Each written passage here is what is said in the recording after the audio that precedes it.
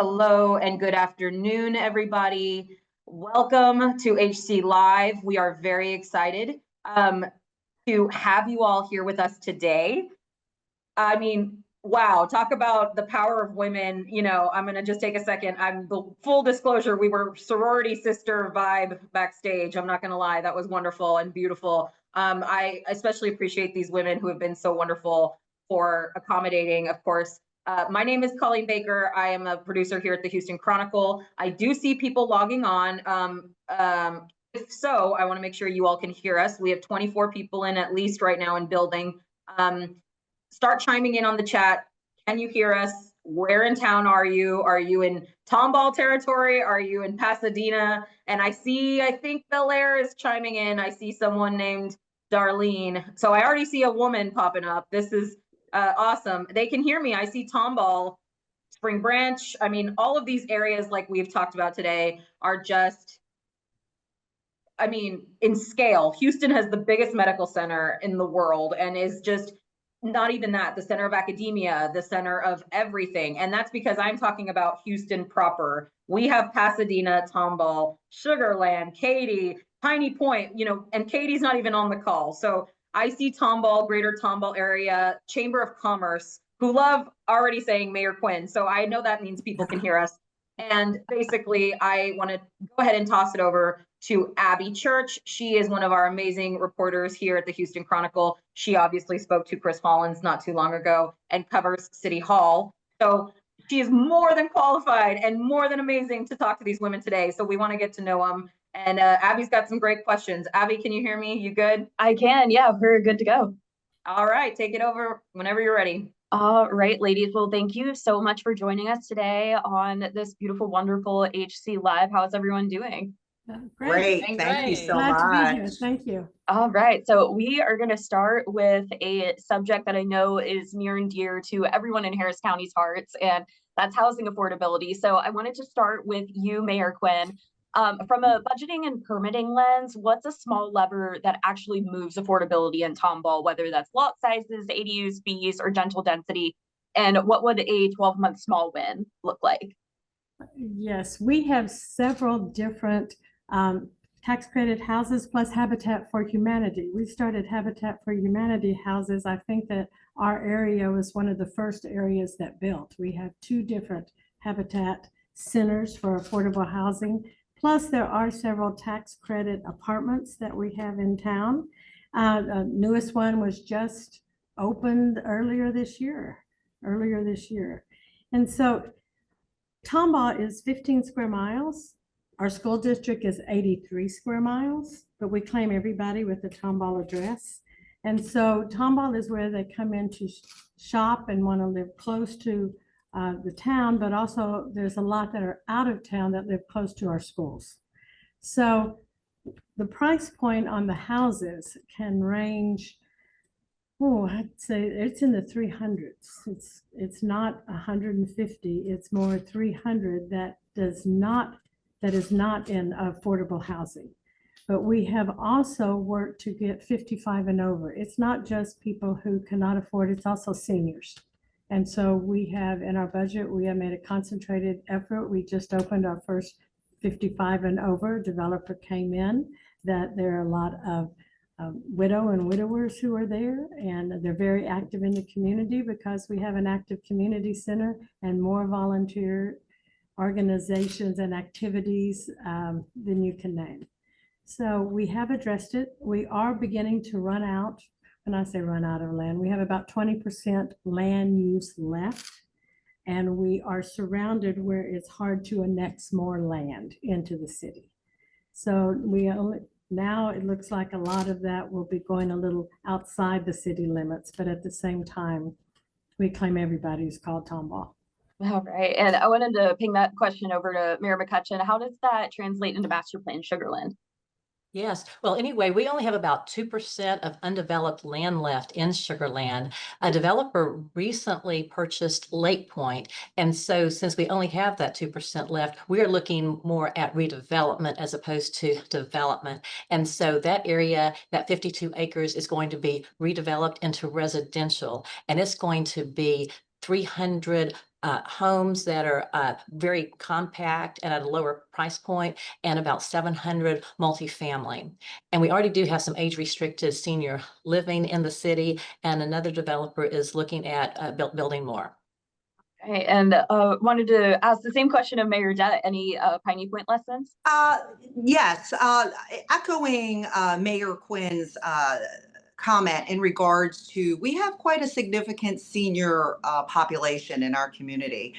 We're R1, we're a residential a community, and there are a lot of seniors who are stretching their dollars in terms of, you know, property values are rising, and they're having tough times in terms of paying those tax bills. So we in Piney Point have taken some measures last year in particular to get the seniors a little bit in terms of, you know, the 65 and up, some tax credits, and also ways that the seniors, in terms of our permitting process, if they want to do some permitting and do some development of their existing homes to increase their property values, we've developed ways within our city to make that process a little smoother and a little more easy to understand for our population.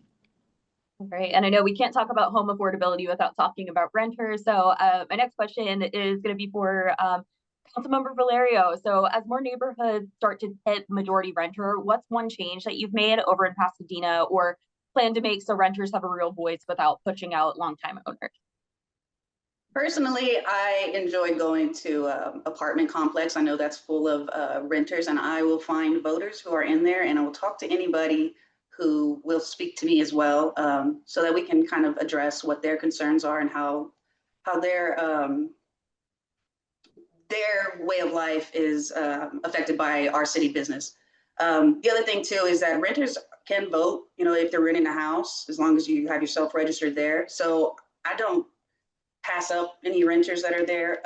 We do have a lot of programs with the city that will apply to homeowners or renters.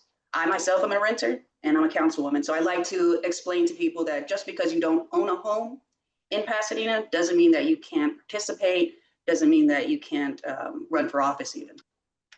All right, and Mayor McCutcheon, how is Sugar Land adjusting to representation and representation and amenities for that shift? Okay, so could you just about having more renters? Yeah, like how are you adjusting anything with like city representation or any amenities for an influx of renters in Sugar Land? Well, yeah, we're not having an influx in renters in Sugar Land right now because it said the no new apartments have been built in a while, but that's something that will be built at Lake Point. So that'll be done in the next couple of years, I think. All right, sounds good. All right, and I wanted to change the subject a little bit and talk a little bit about traffic congestion. I wanted to start with you, Mayor Quinn, again, but for everyday commuters, what's one near-term fix you're championing, whether it's with TxDOT or HGAC if needed, and where could the local share some from? Yes, we have a major highway, two major highways, the bypass that comes through at our four corners, of course, and then we have 249 bypass, and then we have 2920. Both of those are state highways. 2920 is our main street, and Main Street of Tomball has been used. We have parades, we have an active farmers market, we have museums, we have Little League, we have so many things go on in Old Town Tomball, which dates back to 1933, and then we started in 1907 actually when we named it Tomball after the father of the Port of Houston. So we have a lot of our history, our culture, our small town feel is connected to our Main Street. So when the widening of 2920 was proposed, and they have done that all through to widen, to keep up with all of the growth that has been going on in Harris County, we asked about no medians. And we gave the information and talked with, TxDOT has been great to work with, but we actually have negotiated, we may have a couple one-way streets, but no medians on our Main Street. You can't get a horse down medians. And we have the livestock show coming through for 75 years to to be in our Spring Creek Park. We also have huge Christmas parades, German markets. And so it was important to us that we not have medians on our main street. And they're going to start widening our road at the end of 28. And they've been very good to work with, Glenn Albritton and his team in Harris County and at the state level, in order to maintain our small town feel by keeping our main street wider, but no medians. They're going to be taking the sidewalks, they're going to be taking the trees. So we have bought trees and actually have 200 trees that will be grown. So they won't be replaced with small trees. They will be replaced with larger 8 to 10 inch trees. So we will still have our tree line Main Street. And that's important to our citizens. We passed our tree ordinance. So developers that are coming in, yes, they're going to have to build green buffers if they're not there. And what is our protected trees and what was the size, and dedicated council who knew a lot more about all of that than I did, and they helped to pass that. It took us about 4 years, but we do have our tree ordinance that has been passed. So it's so funny to me how trees come up in conversation all the time in politics. Well, we've got lots of trees in Tomball. We have a tree line Main Street. And so on our transportation, it's needed. 2920, of course, has taken a lot of traffic, but we also have the bypass 99. 99 has taken a lot of the 18-wheelers off of our Main Street. And I was fortunate to be part of that board for about 12 years. I learned a lot about how a road is built. And so my area was 290 to 45 and on Grand Parkway. I did that before I got onto city council or became mayor. So I learned a lot and how to work with a wonderful state government too. We have someone chiming in also that trees are great. Just keep them away from the power lines. I think we all can agree to that. Someone also is saying that they're critical to cool our neighborhoods and roads, and important with when especially it's 100 degrees outside. And I 1000% agree. I know, Abby, you probably drove over here in 100-degree heat right now. I did, yes. Past all the trees and everything too, but I wanted to turn the question over to you, Mayor McCutcheon. What's the bottleneck that you prioritize on 59 and 90A? Oh, 59 and 90A? Yeah. Okay. Well, TxDOT is working on widening that right now because that area has been congested. And so a lot of our roads have been widened as much as they can. But one thing that we're working on is traffic light timing. We're really working on really state-of-the-art things there where the traffic lights can communicate with each other. And also when first responders are coming through, the lights can turn automatically, red on the other lanes so that the first responders can get through the light on green. And then also we're going to be putting in about 90 no traffic detection devices on our street lights. So if stoplights. So if no traffic is there, the light just stays green on the other side. So we're doing a lot, just like I said, with AI and traffic lights. Very cool. All right, awesome. And what about you, Councilmember Valerio? Any Pasadena hotspots? I'm sorry, ask the question again. Hotspots? No, it's okay. When you're looking at transportation in your area, what's one near-term fix you're championing, whether it's through TxDOT or HGAC, and where could the local share some from? Okay, absolutely. So we don't have public transportation in our city, although it has been requested quite often. We did do a study once, and it was decided to not have Metro to come through. What we have tried to do is through our Madison Job Senior Center, we offer seniors a pool for them. They have a number that they can call if they need to transfer. But I would love to see some more transportation, especially in my district. I have a women's shelter in my district, and I often see the women and children walking a very long road to get to a bus stop. And so that's something that I brought up to the last administration, and something I'll be bringing up to this administration too, is how can we make it safer for these women and children who, are walking down a road that honestly doesn't really have a sidewalk that's safe for them to walk on. So we have to figure something out there. So that's something I'll be working towards as well. Right. That sounds like it's really big and important. And I wanted to switch the subject again to redistricting. I know obviously that is a pretty big headline currently with everything that we're seeing over in the State House, but I wanted to start with you, Mayor McCutcheon. So recognizing that county maps aren't necessarily a city process, what principles should guide Fort Bend's next round, keeping communities of interest intact, and what compromise could lower the temperature? Okay, well, I think, yeah, it is good to, well, there's state law requirements that you have to meet, but I think it's good that, you know, the areas are contiguous, they honor major national natural barriers, and also, yeah, keep communities of interest together. And it is a very contentious issue, but I'm sure that they'll work through it. Right. And any lessons from your jurisdictions on process transparency? What kind of transparency? Process transparency from process. Any others who want to chime in? Oh, Process transparency, you mean state, federal, local? Yeah. Oh, okay, yes. We have opened up, well, we have an open forum during council that anyone can come in and speak for 3 minutes about any subject, whether they have signed up ahead of time or not. Council can't respond, of course, and can't answer questions, but it gives a chance for citizens to come in and speak on any issue that is on their mind and for us to take action on, or at least inform about what's going on. We've also opened transparency, and we have a monthly coffee clutch, which coffee clutch is a German word. Our heritage is German. It was actually my grandmother started it. It's how she kept track of her 9 children, grandchildren, and great-grandchildren. She would feed us on Saturday afternoons at 4 o'clock. You show up at her house, you get coffee and coffee cake. And that's how she kept in touch. So the coffee clutch is started on the second Thursday of every month to encourage people to just show up and talk to city staff, there's councilmen there. We always have a director give some type of a program. But in that, we then have requests to review different processes.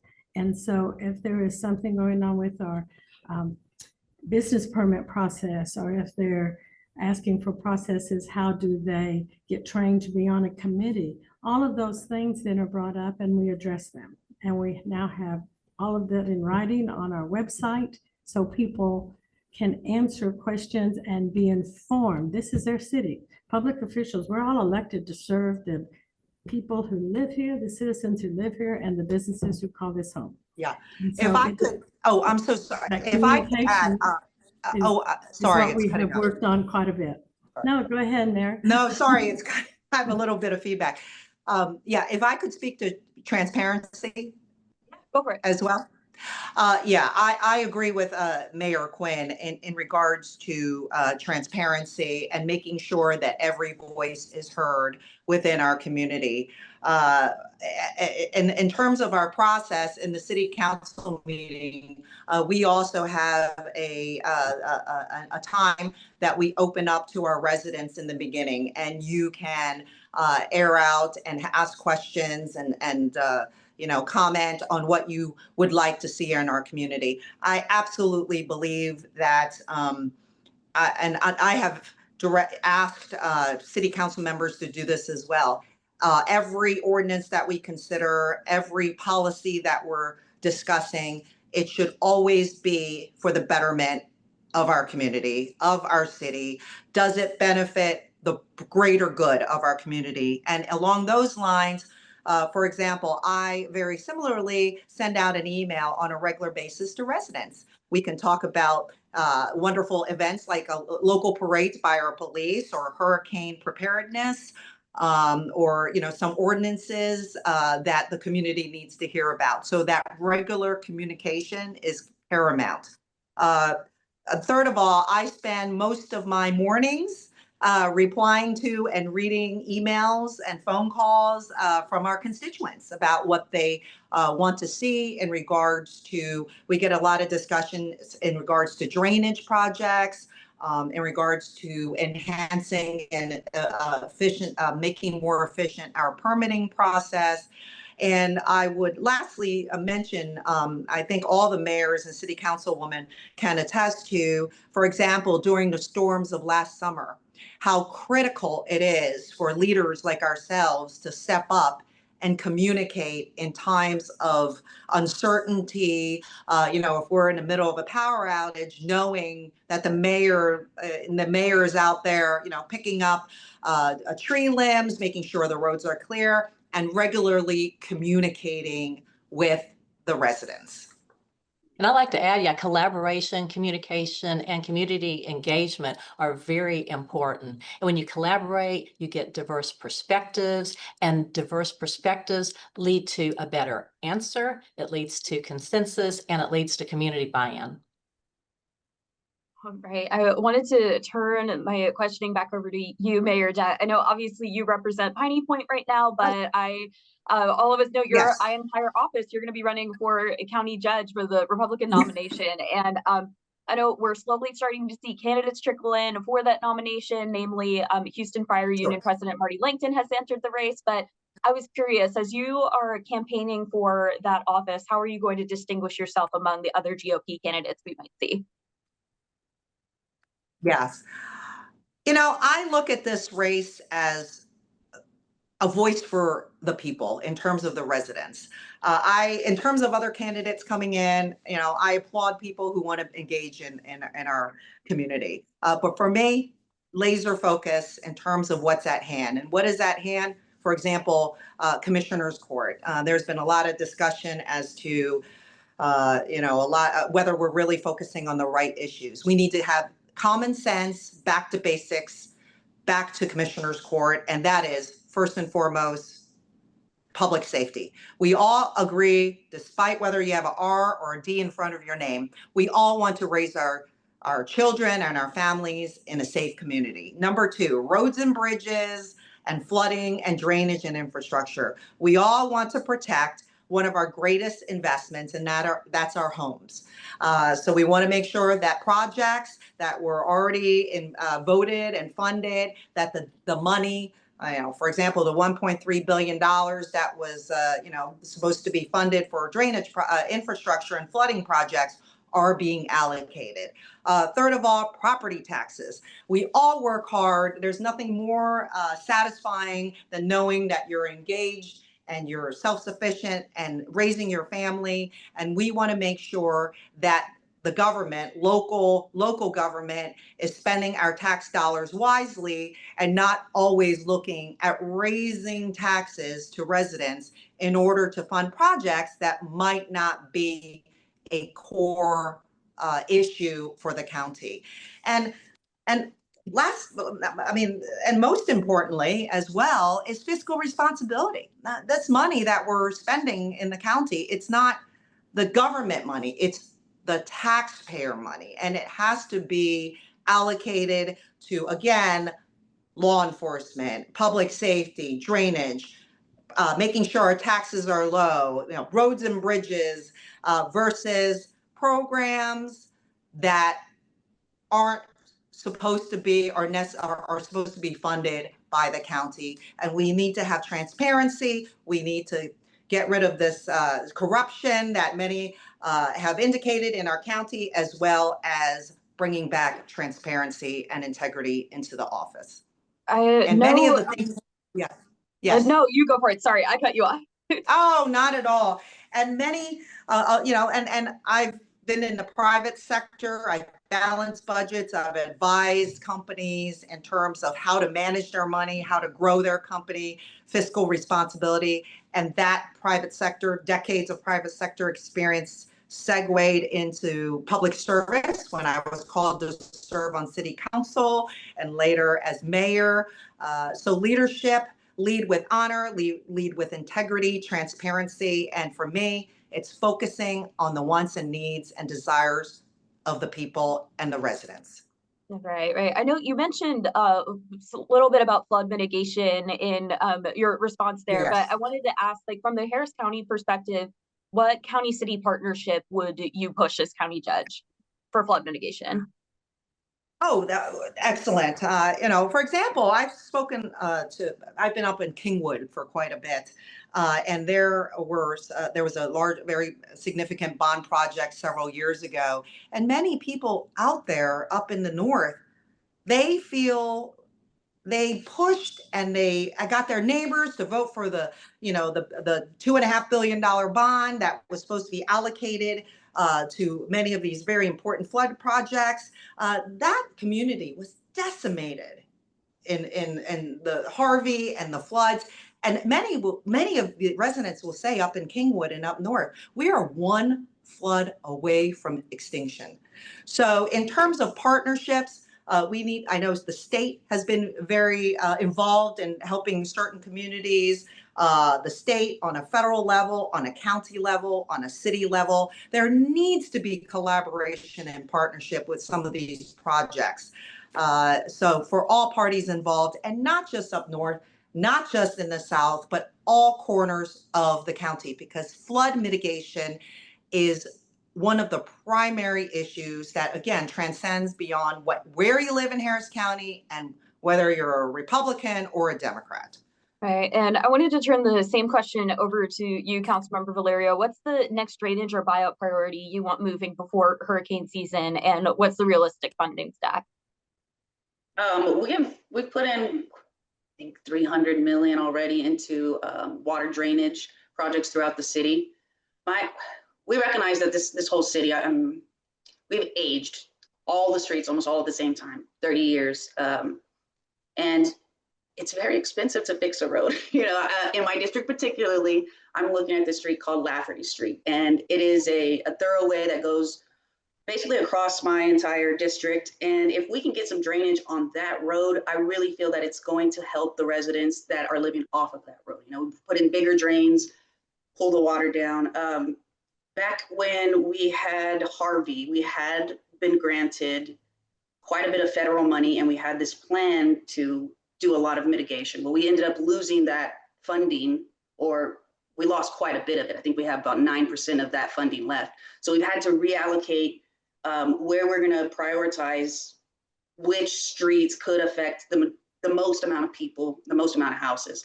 And then we're going to have to discuss and figure out where we're going to find the money to complete the other projects that we've already promised and told people, hey, the federal government will help us with this. And we'll have to, apply for a couple more grants. We're going to have to figure it out. But it's extremely important to our community. I mean, it's the #1 concern. The good thing is that we have already started putting in some drainages. They are helping. With still a lot more work to go, though. Right. And Mayors Quinn and McCutcheon, are there any top projects that you guys are eyeing in either Tomball or Sugar Land? Oh, yes. We had homes that flooded in Hurricane Harvey and also some that flooded in the May 2019 rain event. So we put together a bond election in 2019, and voters approved it, and that gave us about $50 million to work on major drainage projects in the city. And one thing that we did was we got some zero interest rate funding from the Texas Water Board on one of our projects, which saved our residents over $7 million in interest. And we started working on the highest priority projects first. And so then in November 2024, we had an additional GEO bond election, and voters approved an additional $35 million in drainage projects, so to help street ponding from occurring. So we've been very, very proactive and working hard on drainage in the city. Now, Tomball has been fortunate to be the highest part of Harris County. So during Harvey, we were where the trucks came into. All the supply trucks, all the people that were coming to help and bringing goods and services to the city of Houston during that horrible flood. And they were at our churches and all around Tomball. So that's also why Tomball put a railroad stop here to kind of coast down into the coast, into the port. He was the father of the Port of Houston. But that was during Harvey. We have a lot more concrete now. And for the first time, our Main Street has flooded in the last few years. We have started working on, we have a sewage treatment plan. I know that's not exciting, but we have really dedicated a lot in the last 5 years to infrastructure because of all the building that's going on around us. And now we are working on our master drainage plan, which we already have. And so we are beginning to implement that. And part of that is looking at the amount of concrete that is being poured, not only in residential, but industrial areas too. So we are being diligent to watch out for the flooding areas. We have begun to have flooding, and so not to the extent that counterparts here in this webinar have had. It was heartbreaking to see what happened to many of your areas.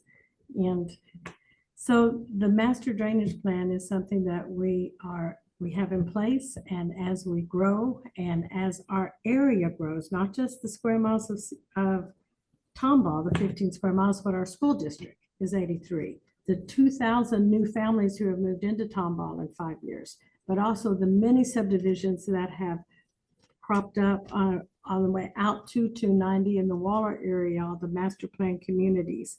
So it's keeping great communication with our county to make sure that we are not jeopardizing what each of our cities have planned. And I'm sure all of these gifted mayors and councilwomen have looked at that too, because we don't just work in a bubble, we work together. That's and right. it's Can I second? we have collaboration over politics. All of you are part of that. And I thank you very much, because we're all in this together in Harris County. And Regional Water Authority, that's another. There's a lot of people, I don't know how many of you cities are already hooked up to a lot of the surface water. That is something that will be coming to our area. Because we are on the highest part. They took care of the areas that flooded first, and now we'll be looking at that in the next few years. But I thank you all for your dedication in this flooding, because it affects us all. It is a Harris County, Montgomery County issue. Can I second the? Water doesn't know specific boundaries. No, we pass the city limits all the time. That's right. Yeah, Councilwoman Valerio, I know you were trying to say something. Yeah, I'm sorry. I just would like No, to you're okay. second the importance of what Mayor Quinn was saying about, retention ponds and making sure that we are adding in green spaces, as well as the cement that we are, planning on doing with these infrastructure upgrades. It's been a big priority of mine to add in native plants anytime we can. We are on prairie land, so I like to try to educate our constituents about, the changes that we've made in our ecosystem and how that affects our flooding as well. Concrete's great for us to walk on, but we also have to balance that out and build the retention ponds, add in green spaces, community gardens, anything we can do to help out the ecosystem, help us.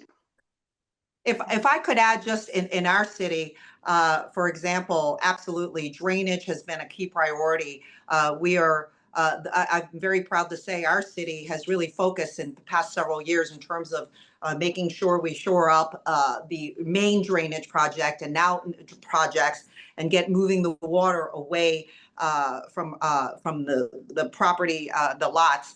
However, our focus really has now been making sure our streets are drained well, and the infrastructure is there. And in terms of new construction, we need to be responsible builders. And in terms of the concrete that the councilwoman just indicated, we have rules in terms of permeability, cannot be in excess of 50% or so, 50% in new constructions or constructions. Right, and to switch the subject, but yet again, I wanted to ask you guys about homelessness in the suburbs. I know homelessness in Houston is something that comes up all the time. Mayor Wittenmeyer's working on a $70 million plan to end street homelessness in Houston. But I wanted to start with you, Mayor Quinn. What right-sized approach fits Tomball, whether that's diversion, hotel conversions, safe parking, tiny homes, and where might that work without alarming neighbors? With our 15 square miles, we have our wonderful police chief, Chief Burt. He has come up with homeless policies, what to do when you encounter homeless. And so we basically have a place to take showers, food, sleep, before we can transfer to county facilities. And sometimes there are reasons that beyond our control while people are homeless. And so everyone is looked at as an individual, but we don't allow homeless camps on city property. And a lot of our residents do not want homeless camps on their properties. So, but what we do, we assist in making sure they're fed. If they need medical attention.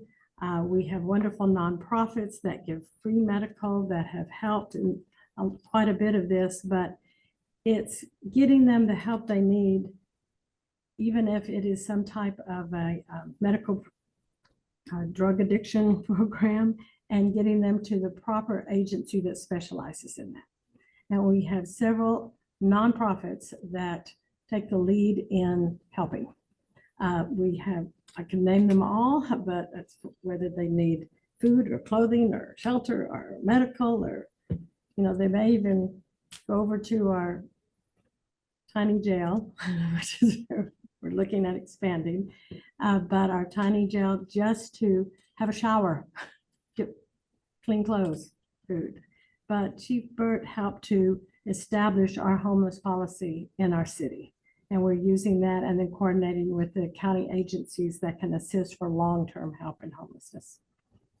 All right, I wanted to ping the question over to Councilmember Valerio. What's working or not in Pasadena? We have a police division, actually, with last I checked, about 7 police officers who specifically focus on homeless encampments and, any problems pertaining to individuals who are displaced. And I think they're doing a really great job, to be honest. For myself, nipping something in the butt is the first thing. I have quite a few vacant homes in my area. I've had issues where people have broken into the vacant homes and are, camping in there. So as soon as I hear about it, report it. And then I've got to follow up on it almost weekly, because we have to give people their lawful time to evacuate or to, take their whatever they had there at the home.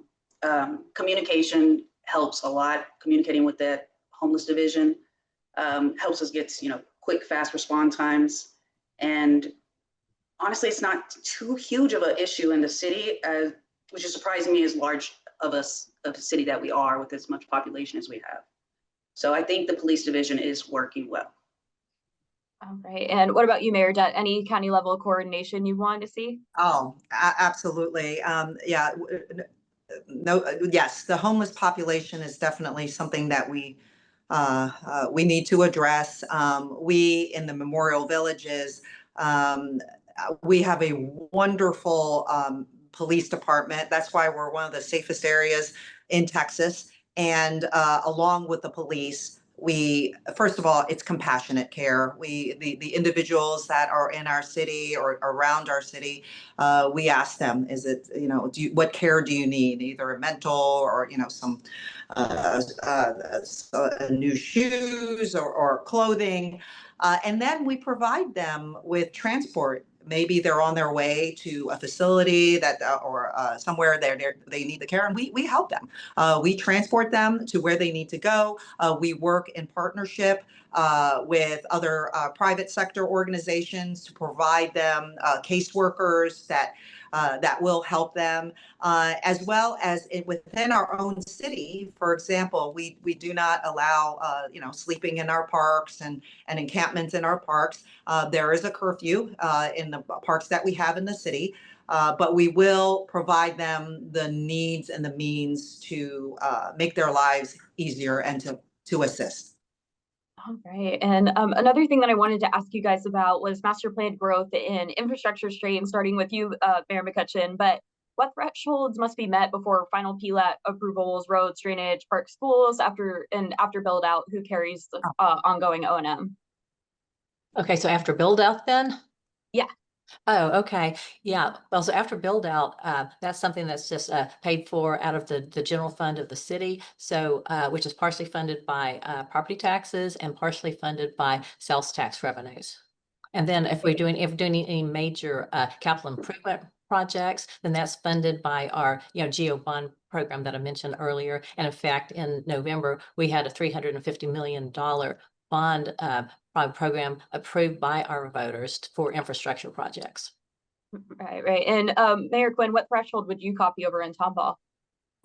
As I said, we have our new sewage treatment plant, which was bonded also. We did bonds for that, first bonds we've done in a long time, to help build our plant, which will be coming online soon. Our old one was almost at the 70% capacity level with the growth, the massive growth that was coming into our town, both in residential and in businesses. That was part of because of our award-winning school district. People wanted to be in Tomball School District. So we have done that. We've done 2 new water wells. We have, because right now we are not on surface water. And we also have done our master drainage plan.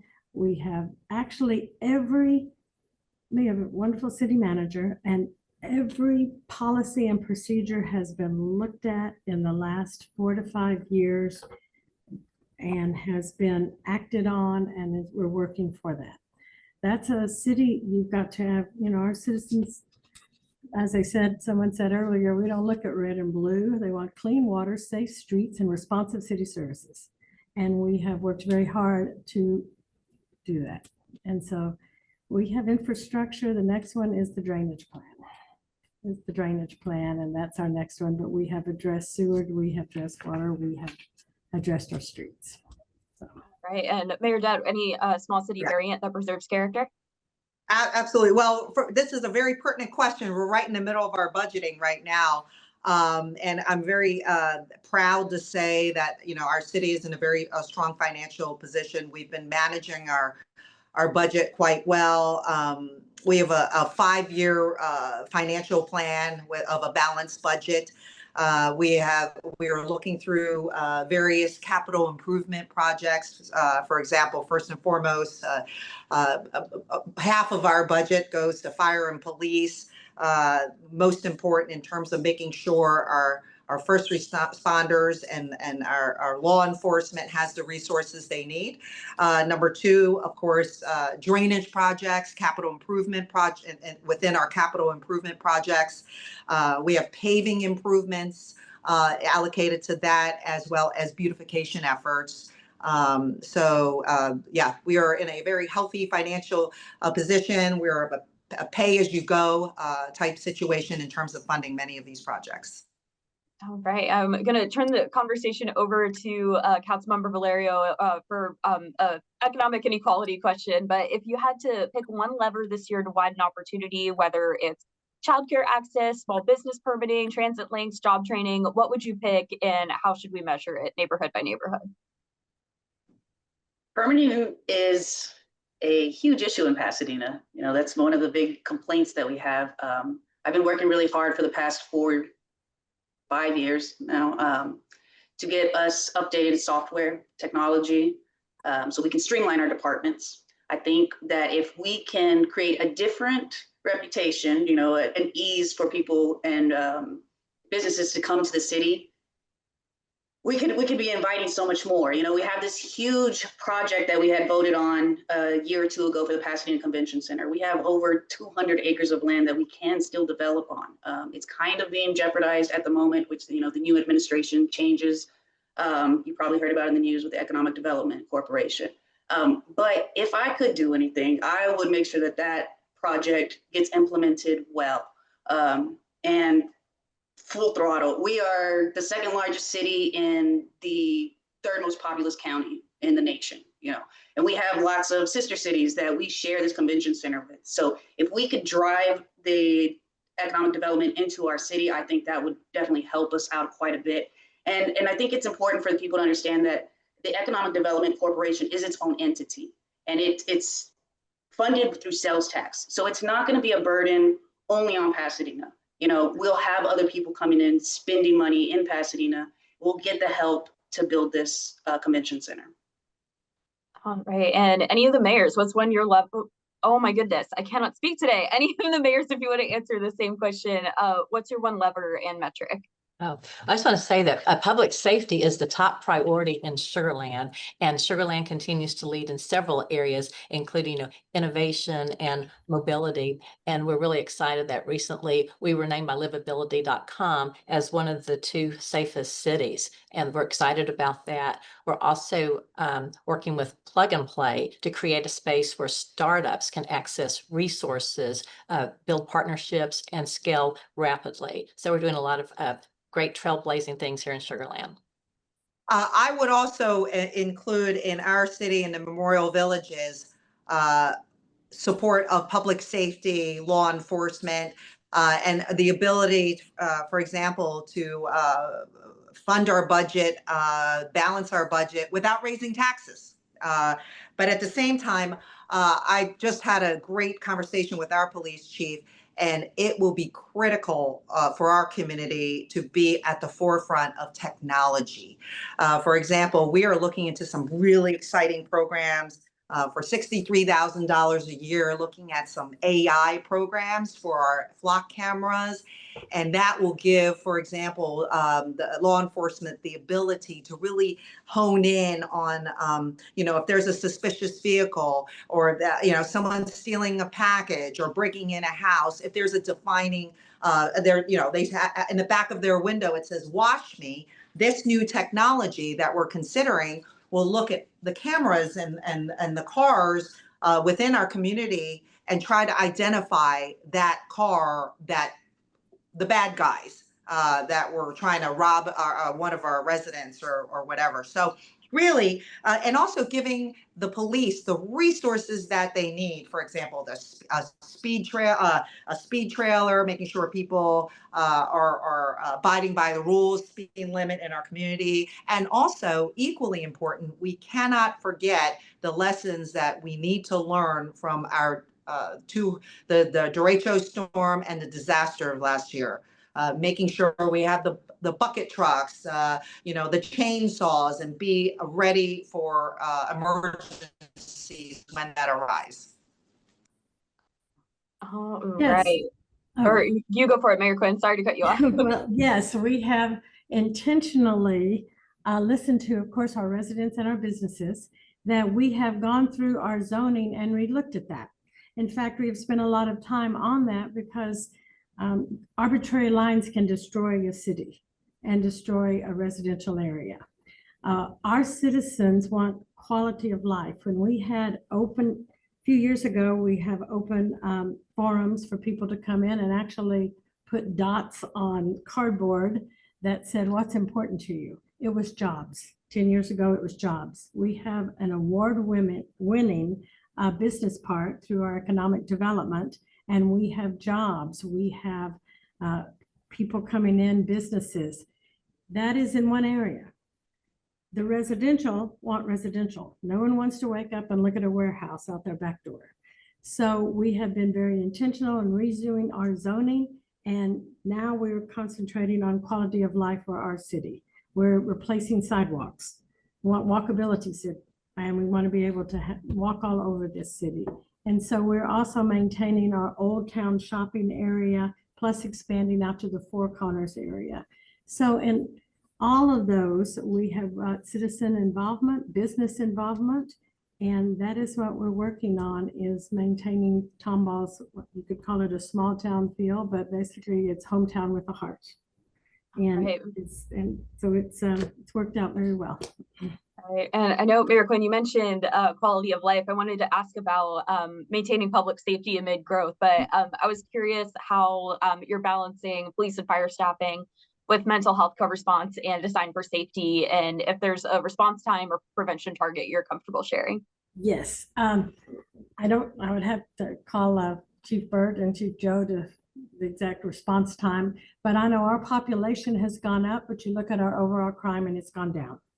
So even though we have grown tremendously, our overall crime has gone down, and that is because of our policies that are wonderful. Fire, of course, and our police chief have instigated, along with city council and the city manager in our city, and that we now have more, the cameras you had talked about. We did not vote in the automation of the fire truck on our red lights that just came before council, and it failed because of other utilizations of the money. But I think that's a great program that y'all have put into Sugar Land, Mayor Carroll. So, but our crime has gone down. People feel safer because that's quality of life. You want to be able to walk down your sidewalks, walk down your streets, and our police have done a wonderful job of maintaining that.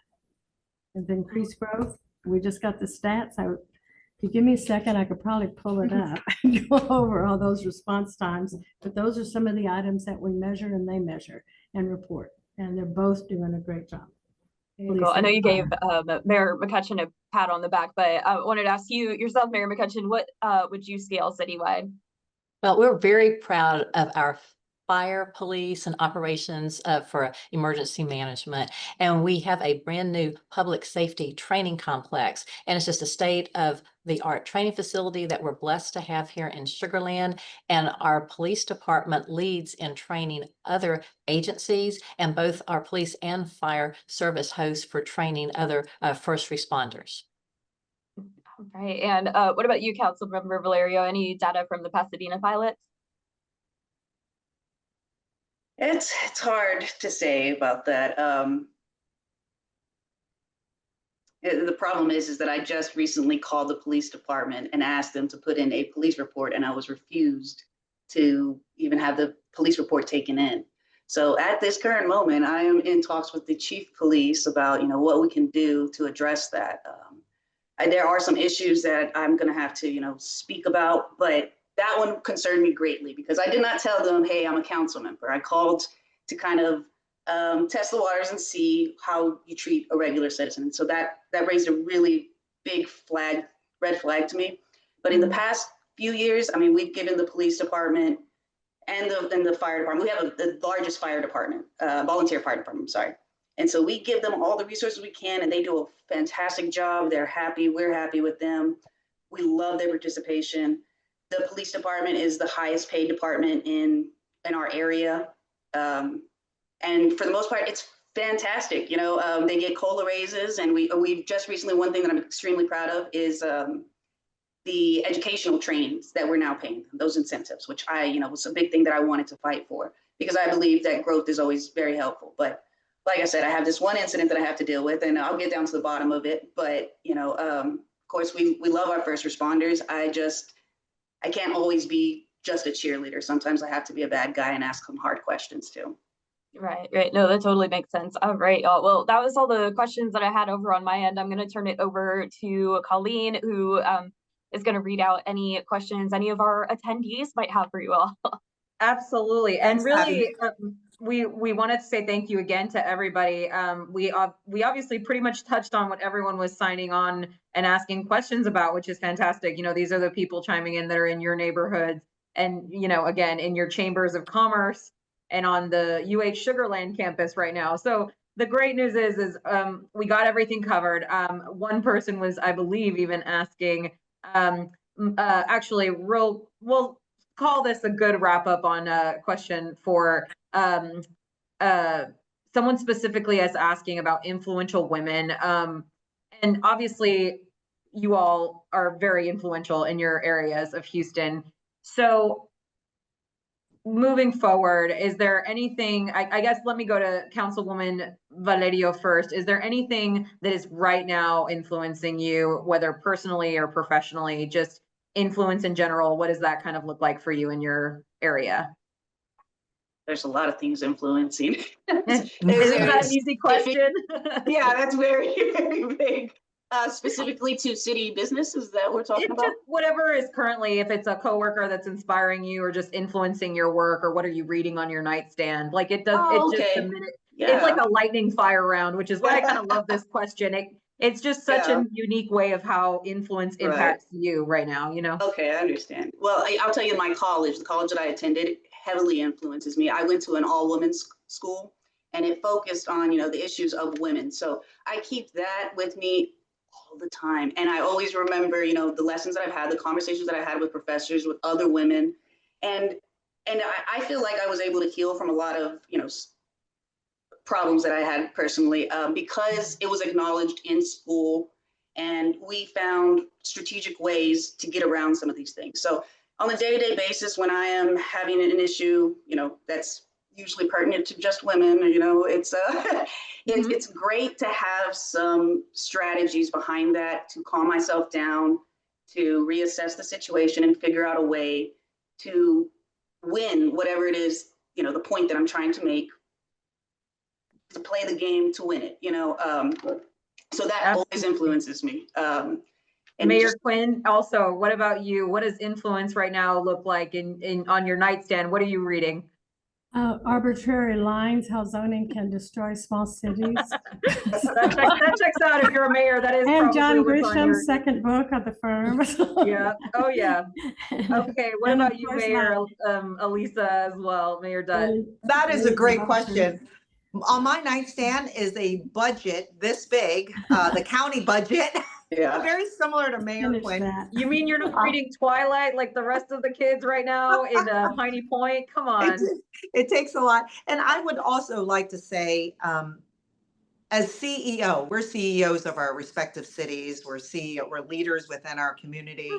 And women like you, people on this panel and at the Chronicle, very strong, powerful, intelligent women coming together, supporting each other. For myself, I've been a CEO, managerial position in the private sector, and now we're CEOs of our city in the public sector. And for myself personally, tying into that budget, that hundreds of pages of the county budget, it's really exciting to have a female leader, running to be the CEO of our county.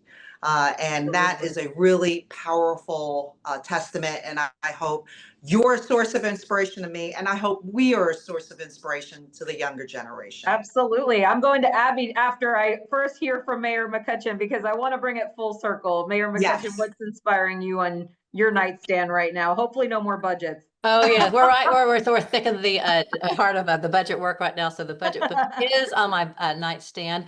But I just want to say it's an incredible honor to be Sugar Land's first female mayor. This represents the trust that our community has placed in me to lead not only with vision, but with heart. And it carries the responsibility to open doors for others, especially young women who need to see themselves reflected in positions of influence. And I think it shows how our community is ready for fresh perspectives and new approaches to leadership. And women are really helping shape the future of the suburbs. We're focused on collaboration, building strong communities, and thinking long-term about what's best for families and businesses alike. And for me, this milestone is about much more than just breaking a barrier. It's about leading in a way that brings people together and makes room for different voices and ideas. My goal is to make sure residents feel heard, supported, and proud of the direction that we're moving in. And Sugar Land has a very diverse and rich culture, and I'm excited to help guide that growth in a thoughtful and inclusive way. Absolutely. I'll wrap up because I know everyone's got some meetings. So Abby, you are obviously the youngest person I think on this call, and I am aging myself in that. So I don't think it's a budget book necessarily, but what is influencing you right now, Abby? Influencing me. I mean, I do have a little energy drink here that I've been trying not to drink the entire time. I understand. On this call, but that's keeping me awake. As far as like influencing me, I don't know. I don't know if influencing is the right word, but I definitely think I'm always inspired by my sources whenever I'm talking to them about city issues, just because I know, I don't know. I think the one thing about journalism, it's a relationship-based business, but it's also a courage-based business. And it takes courage for people to come forward and chat with you about things that they might be facing, especially when it involves public officials and how their decisions might impact them. So I'm feeling very inspired by my sources right now, just for a story that I'm working on. But yeah. Well, and on that note, Abby's got to hop off. We've got a Hearst like digital summit as well. And I know I do, obviously yes. the mayors have their budget books on their nightstands. And so I think we've reached the point where it's been our time for today, but we are actually taking a break. This is coming down into the fall. So we've got, obviously today's event will be up on YouTube. And then we've got our Evan Mintz, Houston opinion editor coming on board. And then I think we're going to take a break. Everyone's going to enjoy the holidays, and then we'll be back with some more new and exciting projects. So ladies and wonderful people who joined us in the chat, have a great day. You all take care. Okay. Bye-bye. Thank you. Thank you so Thank you. much. Bye-bye. Take care. Come Bye-bye. to Tomball and eat. Yes, take care. Bye-bye.